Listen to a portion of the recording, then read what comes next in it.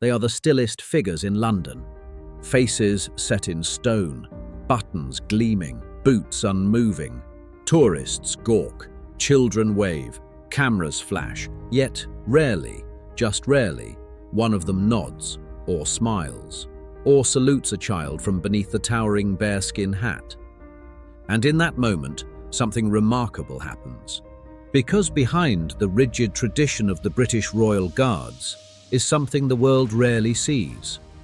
A heartbeat, even a flicker of warmth from these steely sentinels can stir something deep and lasting in us. It reminds us that behind every uniform is a soul capable of grace. A reminder that ceremony is not the absence of feeling, but its careful containment. And that sometimes the smallest break in silence speaks louder than any parade ground command. The British Royal Guard is a symbol of endurance. Their uniforms, vivid red tunics, obsidian boots, and that famous bearskin hat are as familiar as Big Ben or Buckingham Palace itself. They have stood sentry through wars, jubilees, coronations, and scandals. Their job, to remain unmoved, unaffected, unyielding. And they do it in the wind, the rain, and under the unrelenting gaze of a million smartphone lenses. It is theatre and tradition blended. But it is also a test of physical and mental stamina. Every motion withheld is a declaration that some institutions still believe in stillness as strength. And in an age when everything and everyone is expected to perform, their refusal to move becomes its own quiet act of defiance. It is a discipline that turns silence into spectacle and endurance into a language all its own. Tiny visitors in Union Jack caps, royal-themed dresses, clutching ice creams, and waving fervently at guards twice their height. There's the little boy in a miniature red tunic at Windsor Castle. He salutes, and the guard returns it. A single, solemn motion of the hand. The crowd gasps, and then it goes quiet. Because it is no longer about tourists and TikTok videos. It's about a boy who will remember that second for the rest of his life. That brief exchange becomes a sacred encounter between tradition and innocence. And in a palace built on formality, it is the child who breaks protocol and wins. In that silence, the guard becomes more than a sentinel of stone. He becomes a witness to wonder. And in the child's eyes, the monarchy itself seems to breathe for just a moment. It takes just 1 second to change how someone remembers a day or a lifetime, a subtle nod, a touch of the glove, even the tiniest smile. For those who serve, such gestures are calculated risks. The rules are clear: remain neutral, remain professional. But the best of them know that tradition is most powerful when it's tempered with compassion. At the Tower of London, a young fan known online as Frank the Soldier is saluted by members of the King's Guard. One crisp movement that means everything to him, and little more than a heartbeat to them. When history becomes personal, even the unspoken can echo loudly. The guard's stillness becomes not indifference, but reverence. And in that moment, centuries of ritual find their purpose, not in spectacle, but in shared humanity. Proof that sometimes the quietest presence can leave the loudest memory. But these moments come at a price. The training is brutal. Guards must learn to stand for hours without fidgeting, without blinking excessively, without responding to provocation. Tourists test them, yelling, mocking, posing absurdly close, and still, they must endure. It is not mere pageantry. It is a discipline rooted in the centuries-old belief that the crown must never falter, especially not in its rituals. These guards are the human embodiment of that principle, and yet they are human.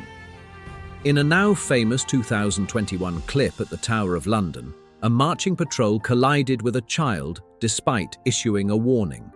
an incident that showed how unforgiving drill can be in crowded spaces. Officials later said the family was checked on and reassured. Behind every second of silence is the weight of centuries, pressed into a single stance. Their stillness is not the absence of emotion, but its containment, honed like steel. And sometimes, the smallest break in that steel says more than 1,000 words ever could. It is in those rare fractures that the humanity of the crown quietly reveals itself. Perhaps the most powerful moments arise when the guards confront the sacred. During national mourning, such as the death of Queen Elizabeth II, guards stood watch beside her coffin for days, in velvet uniforms, heads bowed, hands folded on swords. For many, it was a chance to mourn a sovereign. For others, it was mourning, a grandmother of the nation. One young guardsman, barely 20, collapsed mid-watch at Westminster Hall. His knees buckled under exhaustion, emotion, or both. He was lifted gently by his comrades, the ceremony never faltering, the silence never broken. Yet in that fall, the world saw it. These are not mannequins. They are young men asked to carry centuries on their shoulders.